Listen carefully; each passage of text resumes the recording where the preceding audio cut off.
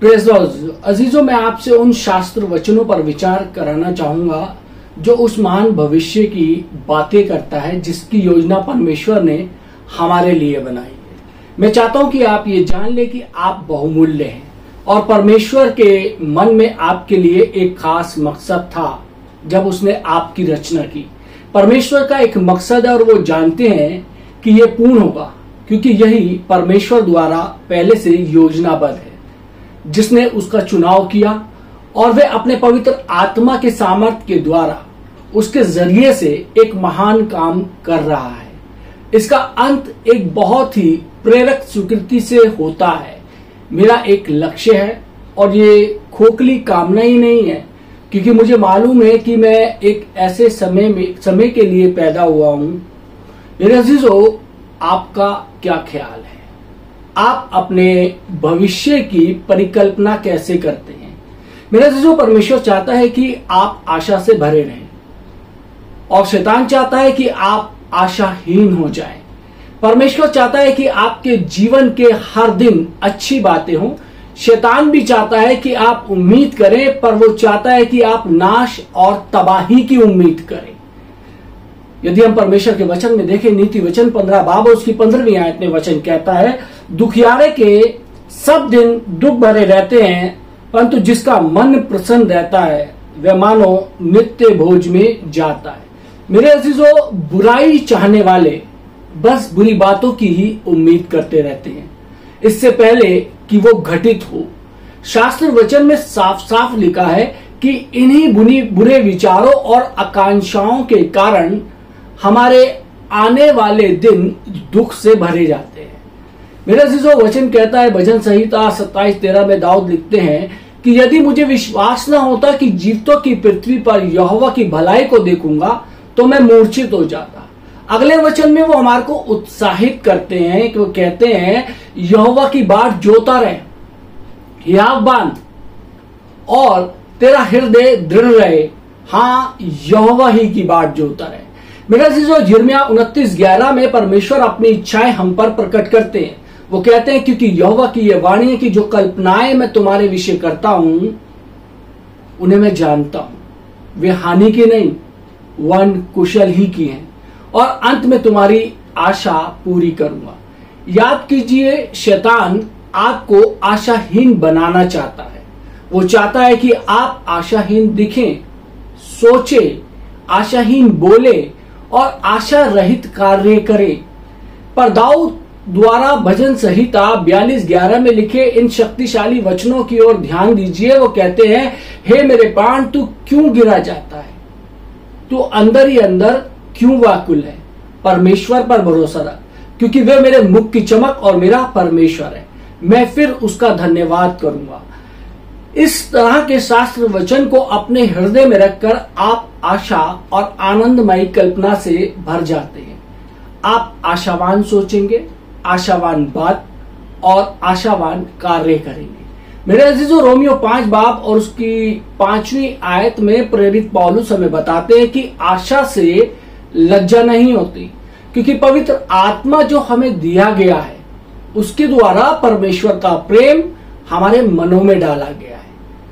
अन्य शब्दों में मेरे अजीजों, वो जानते हैं कि परमेश्वर हमसे प्रेम करते हैं, क्योंकि पवित्र आत्मा हमें सिखाता है। हम अपनी आशा परमेश्वर पर लगाते हैं, क्योंकि हम निश्चित हैं कि वो हमसे प्रेम करता है और उन्होंने हमारे लिए एक महान भविष्य की योजना बनाई हुई है।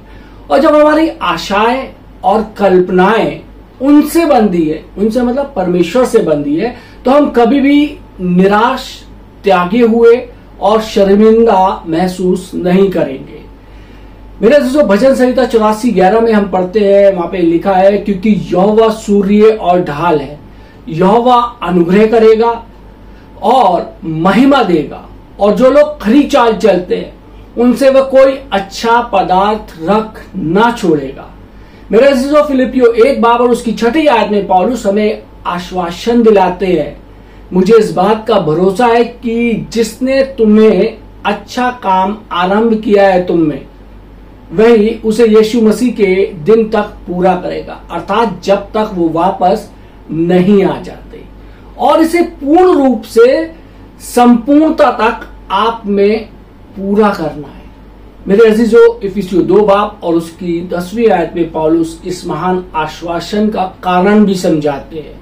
वो कहते हैं क्योंकि हम उसके बनाए हुए हैं, अर्थात उसके हाथ हमारी रचना हुई है और मसीह यीशु में उन भले कामों के लिए सृजे गए हैं, अर्थात पुनर्जीवित किए गए हैं, जिन्हें परमेश्वर ने पहले से ही हमारे करने को तैयार किया था। अर्थात उन्होंने पहले से ही वो मार्ग तैयार किए थे जिस पर हमें चलना है, ताकि हम उन पर चलें, अर्थात भलाई का वो जीवन जीते हुए जो उन्होंने पहले से ही तैयार किया है और हमारे जीवन के लिए तैयार किया है। मेरे अजीजों, अब शायद आप स्वयं से प्रश्न पूछ रहे हो, यदि परमेश्वर के पास मेरे लिए इतनी अच्छी योजना है तो मैं उसे कब देख पाऊंगा? जवाब लिखता है सबोपदेशक 3 बाब और उसकी 17वीं आयत में लिखा है, क्योंकि उसके यहां एक एक विषय और एक एक काम का समय है। मेरे अजीजों, परमेश्वर अपनी योजना और उसके जीवन के लिए अपने उद्देश्य अपने ही तय समय पर प्रकट करेगा। आपको बस यही करना है जैसा पतरस सुझाव देते हैं पहला पतरस 5 बाब और उसकी 6ठी आयत में कि परमेश्वर के बलवंत हाथों के नीचे दीनता से रहो, जिससे वह तुम्हें उचित समय पर बढ़ाएगा। यदि हम वचन में देखें हबक्कूक नबी की पुस्तक 2 बाब और उसकी 2री आयत में परमेश्वर ने अपने भविष्यवक्ता को उसके भविष्य के बारे में दर्शन दिखलाया। उसने आज्ञा दी कि वे उसे लिख डाले ताकि दूसरे भी उसे पढ़ सके। पर अगले वचन में वह उसे यह कहते हैं, क्योंकि इस दर्शन की बात नियमित समय में पूरी होने वाली है, वन इसके पूरे होने का समय वेग से आता है।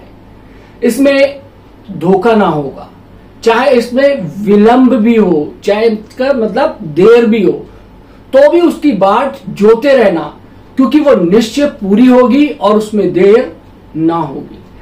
मेरे अजीजों, इब्रानियों 6 बाब उसकी 18 और 19 का लेखक हमें बताता है कि ये बातें इसलिए लिखी गई हैं कि हमारा की दृढ़ता से हम ढाढ़स बांधे जाए, जो शरण लेने के लिए दौड़े हैं, कि उसमें आशा को जो उसने सामने रखी हुई हम प्राप्त करें। वो आशा हमारे प्राणों के लिए एक ऐसा लंगर है जो स्थिर और दृढ़ है और पर्दे के भीतर तक पहुंचता है। मेरे अजीजों, और पौलुस कहते हैं कि सब बातें मिलकर भला ही को उत्पन्न करती है, अर्थात उन्हीं के लिए जो उसकी इच्छा के अनुसार बुलाए हुए हैं। बाद में इफिसियों की कलीसिया को लिखे अपने पत्र में पौलुस हमें याद कराते हैं कि हमारा एक मकसद है। यदि हम देखें इफिसियों 3 बाब और उसकी 20वीं आयत में ये कहते हुए कि अब जो ऐसा सामर्थ्य है कि हमारी विनती और समझ से कहीं अधिक कार्य करता है, अर्थात उसका कार्य हमारी प्रार्थनाओं, इच्छाओं, आशाओं और सपनों से कहीं बढ़कर होता है। मेरे अजीजों, परमेश्वर चाहता है कि हम आशा से भरे रहें, क्योंकि वो हमारी आशा और सामर्थ्य से अधिक महान बातें करने के लिए तैयार है। फिर भी यदि आप आशाहीन हैं, जैसे शैतान चाहता है कि आप बने रहें, फिर आप अपना वो दायित्व नहीं निभा रहे हैं जो परमेश्वर ने आपसे करने के लिए कहा है, जो ये है कि अपनी आशा और कल्पनाएं उस पर छोड़ दो। विश्वास करो कि उसकी आपके जीवन के लिए अच्छी योजना है, और ये भरोसा करो कि ये योजनाएं अभी निर्माण की प्रक्रिया में है। इफिसियों 1 बाब और उसकी 11वीं आयत में पौलुस प्रभु यीशु मसीह के बारे में कहते हैं कि उसी में जिसमें हम भी उसकी मनसा से, जो उसकी इच्छा के मत के अनुसार सब कुछ करता है, पहले से ठहराए जाकर मिरास बने, अर्थात हमें पहले से ही उसे अपनी इच्छा के अनुसार अपनी विरासत के लिए चुन लिया है। मेरे अजीजों, याद कीजिए परमेश्वर की वो आज्ञा जो उसने अपने सेवकों को दी। यदि हम देखें योशू के विषय में, तो योशू 1 बाब और उसकी 8वीं आयत में लिखा है कि व्यवस्था की यह पुस्तक तेरे चित्त से कभी ना उतरने पाए, इसी में दिन रात ध्यान दिए रहना, इसलिए कि जो कुछ उसमें लिखा है उसके अनुसार करने की तू चौकसी कर, क्योंकि ऐसा करने से तेरे सब काम सुफल होंगे और तू प्रभावशाली होगा। याद कीजिए व्यवस्था विवरण 30 बाब और उसकी 14वीं आयत में भी लिखा है, परंतु ये वचन तेरे बहुत निकट वन तेरे मुंह और मन में है ताकि तू इस पर चले। मेरे अजीजों, यशाया 55:11 में प्रभु हमें दिखाते हैं कि उसके वचन को स्वीकार करना किस तरीके से हमारे जीवन में उसके उद्देश्यों को प्रकट करेगा। लिखा है कि उसी प्रकार से मेरा वचन भी होगा जो मेरे मुख से निकलता है, वो व्यर्थ ठहरकर मेरे पास ना लौटेगा, परंतु जो मेरी इच्छा है उसे वो पूरी करेगा, और जिस काम के लिए मैंने उसको भेजा है उसे वो सुफल करेगा। मेरे अजीजों, अपना मुंह परमेश्वर को दे डालो, उसे उनका मुंह बनने दो, उसके वचन बोलना शुरू करो, क्योंकि उसके पास आपके लिए अच्छी भविष्य, अच्छा उद्देश्य और एक अच्छी योजना है। परमेश्वर से सहमत होकर बात करो, शत्रु जो है वो भागेगा आपके सामने। शत्रु के बताई हुई बातों पर अमल मत करो, परमेश्वर जो कह रहा है उसकी बातों पर अमल करो। याद कीजिए, हम में से हर एक के लिए एक अच्छा भविष्य है। आपके विचारों से आप भविष्य में कैसे होंगे, एक प्रश्न है। शैतान चाहता है कि आप सोचे कि आप बेहतर होने के बजाय बदतर होते चले जा रहे हैं। वो चाहता है कि आप इस पर ध्यान दें कि आपको कितनी दूर जाना है, बजाय इसके कि आप कितनी दूर आ चुके हैं। मेरे अजीजों, क्या आप स्वयं से निराश हो जाते हैं, सोचने लगते हैं कि आप कभी बदलेंगे नहीं, आपकी परिस्थितियां कभी नहीं बदलेंगी? मेरे अजीजों, आशावान बनिए, परमेश्वर आपको बदल रहा है हर समय। उसका वचन आपके भीतर महान कार्य कर रहा है। व्यवस्था विवरण 7 बाब और उसकी 22वीं आयत में बताती है कि तेरा परमेश्वर यहोवा तेरे दुश्मनों को तेरे आगे से धीरे धीरे निकाल देगा। दूसरा कुरिन्थियों 3 बाब और 18 आयत में पौलुस कहते हैं कि देखो, प्रभु अपने वचन द्वारा हमें अपने स्वरूप अनुसार बदल रहे हैं या ढाल रहे हैं, और जब ऐसा होता है हम उसी तेजस्वी रूप में अंश अंश करके बदलते जाते हैं। मेरे अजीजों, फिर रोमियो 12 बाब और दूसरी आयत में हम पढ़ते हैं कि हम बदल दिए जाते हैं, हमारी संपूर्ण बुद्धि नई हो जाती है। नए विचारों द्वारा हमारी मानसिकता, आदर्श और रवैया बदलता चला जाता है, और हम स्वयं में ये सिद्ध करते हैं कि हम परमेश्वर की भली और भावती और सिद्ध इच्छा अनुभव करके सब मालूम करते जाते हैं। कुलुसियों 1 बाब और उसकी 27वीं आयत में पौलुस कहता है, उस भेद को जो समयों और पीढ़ियों से गुप्त रहा, परंतु अब मसीह द्वारा हम पर प्रकट हुआ। मसीह जो महिमा की आशा है तुम में रहता है। तुम्हारा स्वर्गीय पिता तुम्हें महिमामयी देखना चाहता है। तुम्हारे लिए उसकी महिमा की, प्रभु की कल्पनाएं ऐसी हैं कि उन्हें अपना पवित्र आत्मा भेजा कि वह हमेशा आपके अंदर वास करे और हमें महिमामयी बनाए। मेरे अजीजों, मैं महिमा शब्द की परिभाषा कुछ इस प्रकार से दूंगा, हमारे परमेश्वर की सभी अच्छाइयों का प्रकट होना। अपनी आशा उन पर डालो और विश्वास करो कि ये सभी शास्त्र वचन आपके लिए हैं। मेरे अजीजों, सकारात्मकता, विश्वासपूर्ण वचन पर आधारित स्वीकृति करना सीखो। ऊंची आवाज में कहो, मैं परमेश्वर के स्वरूप में बदल रहा हूं, उसके तेजस्वी रूप में अंश अंश करके मुझ में मसीह वास करता है, और तेजस्वी बनाने के लिए मेरी आशा है। परमेश्वर का आत्मा मुझे अंश अंश करके प्रतिदिन बदल रहा है। मेरे जीवन का उद्देश्य परमेश्वर की मेरे लिए अच्छी योजना है। मेरे अजीजों, याद रखिए, रोमियो 4 बाब और उसकी 17वीं आयत के अनुसार हम एक ऐसे परमेश्वर की सेवा में जो बताते हैं ही नहीं, वे उसका नाम ऐसे लेते हैं कि वो मानो है। परमेश्वर अपने वचन में हमारे बारे में क्या कहते हैं? पहला पतरस 2 बाब और 9वीं आयत कहता है कि तुम एक चुना हुआ वंश और राज पर अधिकारी, याजकों का समाज और परमेश्वर की निज प्रजा हो। इसलिए कि जिसने तुम्हें अंधकार में से अपनी अद्भुत ज्योति में से बुलाया है उसके गुणों को प्रकट करो।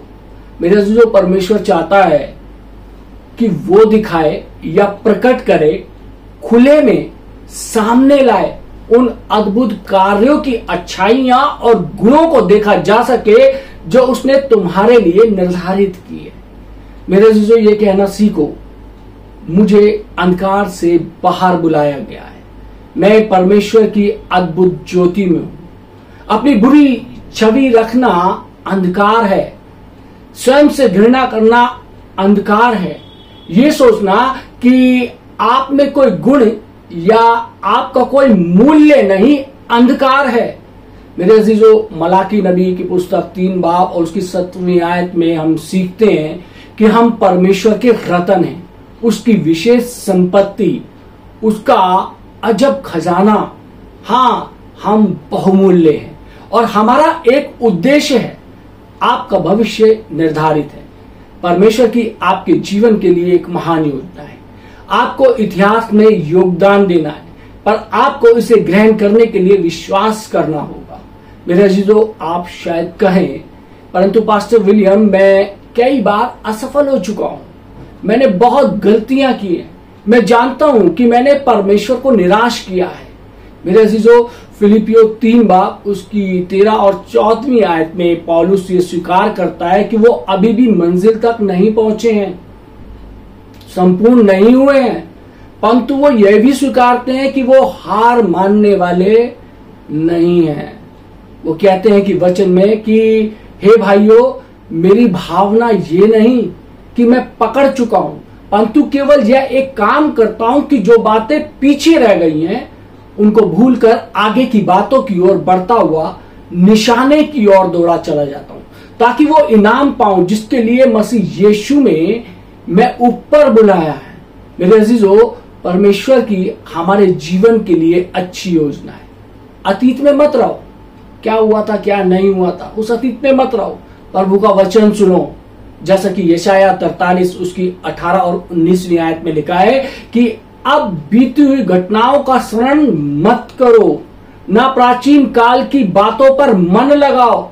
देखो, मैं एक नई बात करता हूं, वो अभी प्रकट होगी, क्या तुम उससे अनजान रहोगे? मेरे अजीजों, वचन में आगे लिखा है कि मैं जंगल में से एक मार्ग बनाऊंगा और निर्जल देश में नदियां बहाऊंगा। मेरे अजीजों, अंत में सुनिए जो परमेश्वर आपसे कह रहे हैं, यशाया 4 बाब और उसकी 25वीं आयत में, कि मैं वही हूं जो अपने नाम के निमित्त तेरे अपराधों को मिटा देता हूं और तेरे पापों को स्मरण ना करूंगा। मेरे जो परमेश्वर चाहते हैं कि आपको ये सब बनते देखना, जो आपको बनाने की योजना उन्होंने सोची है। वो चाहते हैं कि आप उस बहुतायत के जीवन का पूरा आनंद उठाएं जो उन्होंने आपके लिए रखा है। वो अपने अनुग्रह और दयालुता से आपके अतीत में की गई गलतियां मिटाने को राजी हैं। उन्होंने भविष्य में की जाने वाली गलतियों की संभावना के लिए भी इंतजाम किया है। आपके अतीत के पछतावे में रहने की आपको जरूरत नहीं है, ना ही भविष्य के भय में। परमेश्वर आपकी किसी भी प्रकार से सहायता करने के लिए तैयार है। पीछे मुड़कर देखिए, आगे देखिए, विश्वास का कदम उठाइए। पीछे नहीं देखना है कि अब क्या हुआ था क्या नहीं हुआ था, आगे बढ़िए, विश्वास का कदम उठाइए। परमेश्वर आपका इंतजार कर रहा है। परमेश्वर आप सबको आशीष दे। आइए हम प्रार्थना करें। महान सामर्थ्य पिता परमेश्वर, धन्यवाद देते हैं आज के सुंदर वचन के लिए, जिसमें हमारे को विश्वास के द्वारा सिखाया गया कि किस प्रकार से प्रभु जी आपकी अद्भुत योजनाएं हमारे जीवनों के लिए हैं, और वो जीवनों में परमेश्वर तब पूर्ण होंगी जब हम उन चीजों को स्वीकार करेंगे, ग्रहण करेंगे, तेरे वचन के द्वारा अपने मुख से अंगीकार करेंगे परमेश्वर। और आज प्रभु जी ये सारी चीजें, ये सारी वर्सेस जो बोली गई हैं, बताई गई है, उन सब चीजों का आज अपने मुख से अंगीकार करते हैं कि ये सारी चीजें हमारे लिए।